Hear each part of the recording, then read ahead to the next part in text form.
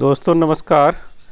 आज हम फिर से एक बार लंपी स्किन डिजीज़ के ट्रीटमेंट पे विशेष चर्चा करने वाले हैं, क्योंकि बीमारी एक है लेकिन इसकी सीवियरिटी अलग है, सिम्टम्स अलग हैं। तो कौन सा सिम्टम रहे तो क्या इलाज करना है, इस बात की चर्चा इस वीडियो के माध्यम से हम लोग करने वाले हैं।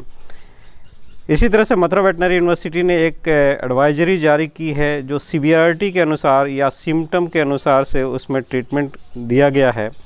इसका डिटेल चर्चा हम लोग इस वीडियो के माध्यम से करने वाले हैं। तो आइए चलिए देखते हैं कि जो सिंपलेस्ट फॉर्म है, जिसमें 2-4 बॉडी के ऊपर नोड्यूल दिखते हैं, लेमनेस रहता है और फीवर रहता है। तो इस स्टेज में आपको क्या करना है, एक तो आपको पेन किलर और फीवर के लिए कंट्रोल करने के लिए आप यहाँ पे नियोप्रोफेन 3 से 5 दिन तक इस्तेमाल कर सकते हैं। उसका डोज जो होगा 3 mg पर kg body weight once in a day देना होता है। दूसरा, आपको इम्यूनिटी बूस्टर देना होता है, क्योंकि ये जो वायरस है ये पोटेंट इम्यूनोसप्रेसेंट है। और एक तरह से आप देखेंगे तो जैसा कि आप यहाँ पे देख रहे हैं कि जो टोटल ल्यूकोसाइट काउंट है वो काफ़ी कम हो गया है और साथ ही साथ लिम्फोसाइट काउंट कम हो गया है। तो जब इम्यूनिटी सप्रेस हो जाए तो इसको इन्हांस करना, बूस्ट करना बहुत ज़रूरी होता है। तो इम्यूनिटी बूस्टर के लिए आपके पास कई ऑप्शन हैं। उसमें से विटामिन ई और सेलेनियम का आप इस्तेमाल करेंगे तो सबसे बेहतर होगा। इसका इस्तेमाल इसलिए मैं बेहतर कर रहा हूँ क्योंकि विटामिन ई और सेलेनियम जो है वो मसल के लिए भी रिक्वायर्ड होता है, साथ ही साथ मसल को मेंटेन करने के लिए, स्किन के हेल्थ को मेंटेन करने के लिए, साथ ही साथ इम्यूनिटी को इन्हांस करता है। तो बेस्ट ऑप्शन में आता है, क्योंकि यहाँ पे स्किन का भी इन्वॉल्वमेंट है, मसल और टेंडन का भी इन्वॉल्वमेंट है और साथ ही साथ इम्यूनिटी सप्रेस हो रही है। तो अगर आपको ऑप्ट करना है तो विटामिन ई एंड सेलेनियम का पहले सिलेक्शन करना चाहिए इम्यूनिटी इन्हांसर के। दूसरे नंबर पे आप देखेंगे तो आप इंजेक्टेबल ट्रेस मिनरल्स दे सकते हैं, जिनमें कॉपर, जिंक, मैग्नीज और सेलेनियम रहता है। इसका सिंगल शॉट लगाया जाता है। 5 ml एडल्ट कैटल के लिए लगाना है, आपको एक ही शॉट लगाना है, और काफ के लिए 1 ml आप लगा सकते हैं। इसको रिपीट नहीं करना होता है। अगर आप रिपीट करेंगे तो कॉपर टॉक्सिसिटी होती है और कभी कभी एनिमल की डेथ हो जाती है। तो रिपीट अगर करना भी है तो 3 मंथ के बाद रिपीट किया जाता है, इसे वीकली या वैसे रिपीट नहीं किया जाता है। इसी तरह से दूसरा ऑप्शन आपके पास जो है वो आप ओरल जो मिनरल मिक्सचर सप्लीमेंट आते हैं चिलेटेड, उनका इस्तेमाल आप इम्यूनिटी इन्हांसिंग के लिए कर सकते हैं। या उससे और ऑप्शन वो भी आप नहीं देना चाहते हैं तो आप लेवामिजोल का इस्तेमाल कर सकते हैं। लेवामिजोल एक्चुअली सिर्फ इम्यूनिटी को इन्हांस करेगा, ये बाकी की चीज़ों को राइड ऑफ नहीं करने वाला है, ऑक्सीडेटिव स्ट्रेस को कंट्रोल नहीं करने वाला है। तो ये लिस्ट प्रीफर्ड किया जाता है। लेवामिजोल का जो डोज है वो 2.5 mg पर kg body weight subcutaneous route से लगाया जाता है। आप इसका रिपीटिशन 3 डेज़ के बाद या 1 वीक के बाद कर सकते हैं। तो सेकेंड डोज आप उसमें लगा सकते हैं। दूसरा जो फॉर्म है जिसे मॉडरेट फॉर्म कहते हैं, इसमें आपको लिम्फ नोड का इन्लार्जमेंट हो सकता है, जनरलाइज लिम्फ नोड का इन्लार्जमेंट रहेगा, और साथ ही साथ उसमें नंबर ऑफ़ जो नोड्यूल्स हैं वो ज़्यादा होते हैं। तो और फीवर रहता है, लेमनेस रहता है। लेकिन गाय जो है खाना चारा ले रही होती है, खड़े होने में कोई दिक्कत नहीं होता है, बैठ लेती है, आराम से चल लेती है। तो इस कंडीशन में आपको एंटीबायोटिक ऐड करना शुरू कर देना चाहिए। और एंटीबायोटिक में यहाँ पे अगर आपको सिलेक्ट करना है तो बेस्ट वे है कि आप इनरोफ्लॉक्सासिन का इस्तेमाल करें इस स्टेज पे, जहाँ पे माइल्ड एडिमा है और नंबर ऑफ़ नोड्यूल्स ज़्यादा है, नंबर ऑफ़ नोड्यूल्स फुटे नहीं हैं। तो इनरोफ्लॉक्सासिन का जो डोज रेट है, जो 10% इनरोफ्लॉक्सासिन मार्केट में आता है, वो 5 mg पर केजी बॉडी वेट के हिसाब से दिया जाता है। और इसको IM या आप सबकट वंस इन ए डे लगा सकते हैं 3 से 5 दिन तक। साथ ही साथ आपको फीवर और पेन को मेंटेन करने के लिए आप चाहें तो यहाँ पे मेलॉक्सिकैम यूज़ कर सकते हैं, या आप चाहें तो कीटोप्रोफेन भी जो जिस डोज पे हमने बताया उस डोज पे यूज़ कर सकते हैं।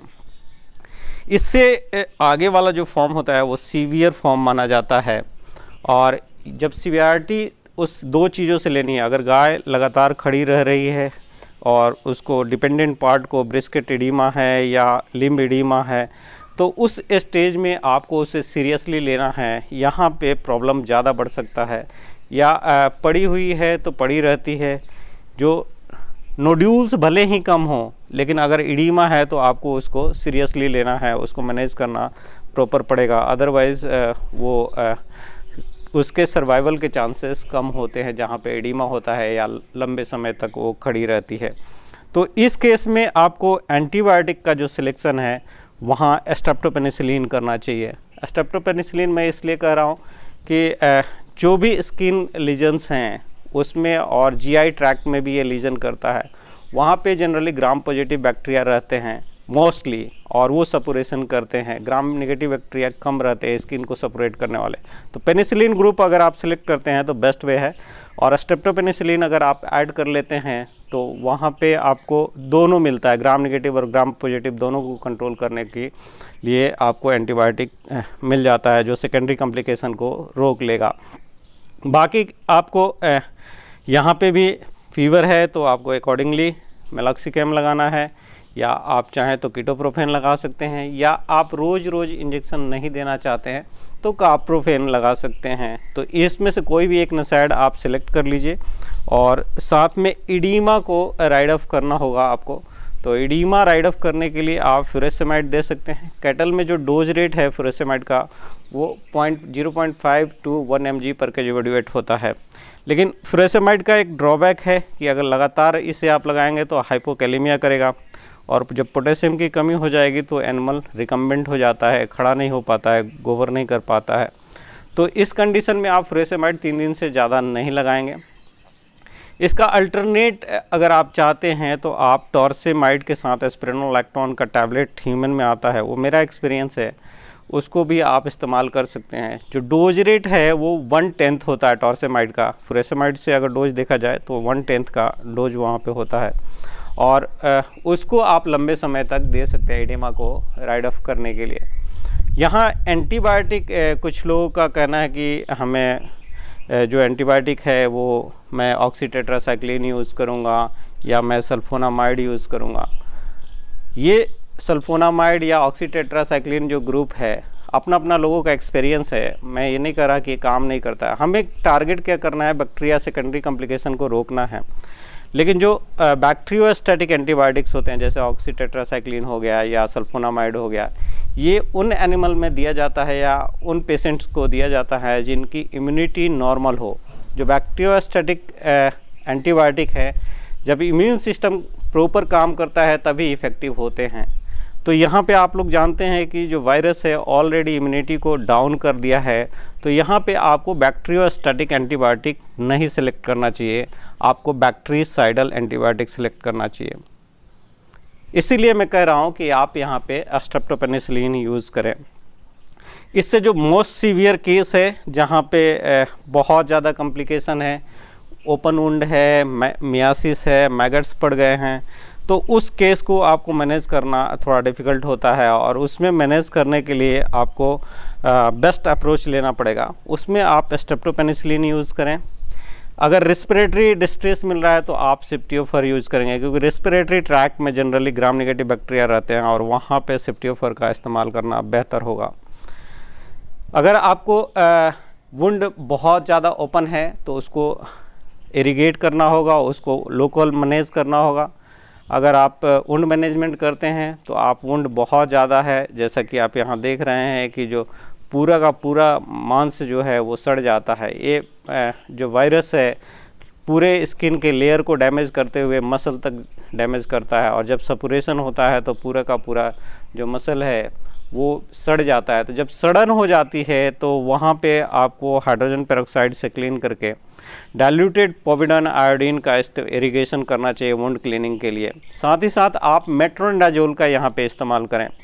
आप मेट्रोनिडाजोल से उसे इरिगेट भी कर सकते हैं, और मेट्रोनिडाजोल के ऑइंटमेंट जहाँ सीड फास्ट बनता है उस पर लगा भी सकते हैं। दूसरा, आपको फ्लाइज़ का विशेष ध्यान देना होगा, फ्लाई रिपेलेंट इस्तेमाल करना होगा। फ्लाई रिपेलेंट जो क्रीम आते हैं जो स्प्रे आते हैं उनमें फ्लाई रिपेलेंट के साथ मैगोटिसाइडल भी हैं, तो उनका इस्तेमाल बेहतर होगा।